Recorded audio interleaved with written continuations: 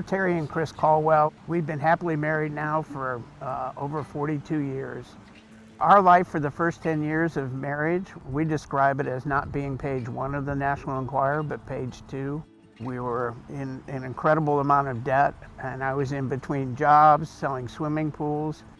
Over 30 years ago, I sold a swimming pool to a Delta airline captain over in Dunwoody, and he sold me Jesus Christ.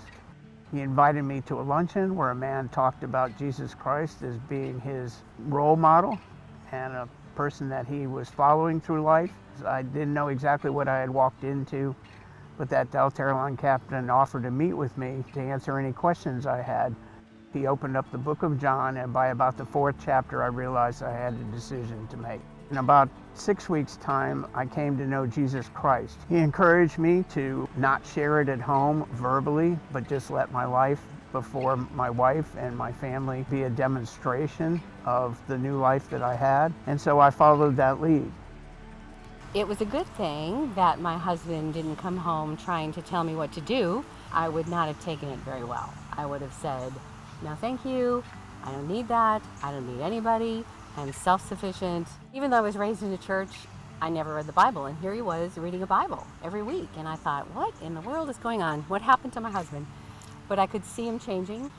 He would read the Bible and talk about things that it said, like things about work, things about your marriage, things about money. And I thought, well, that's interesting. I had no idea. So I started to loosen up a little bit and take a look at what it said.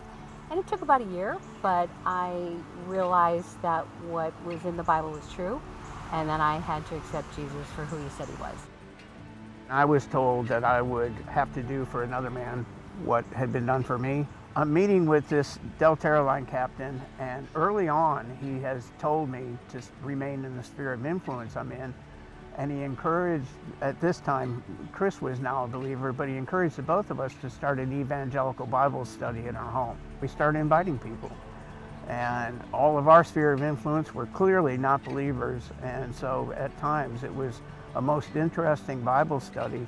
But out of that, a number of believers came about, and we had the opportunity then to start pouring into their lives what had been poured into ours. For the past 13 years, I've had the privilege of heading up the ministry that led me to Christ. And what we are focused on is primarily evangelism and discipleship, in particular, lifestyle evangelism. The name of the ministry is L2L, Life to Life. What it is being able to meet someone wherever they're at in their spiritual walk. We're willing to engage with them, to look for opportunities to serve. You know, Jesus came to serve first with the hope that he could share the real need after he had served the felt need. And sometimes it's just being a friend.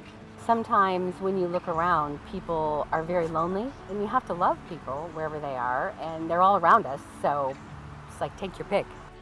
There's many who would say, well, you have the gift of evangelism. No, I have the gift of being able to invite someone out for a cup of coffee. We both do. That's how simple it is. The reason I'm left on this earth is to make disciples. And it's the willingness to take someone by the hand till their hand is firmly in the hand of Jesus.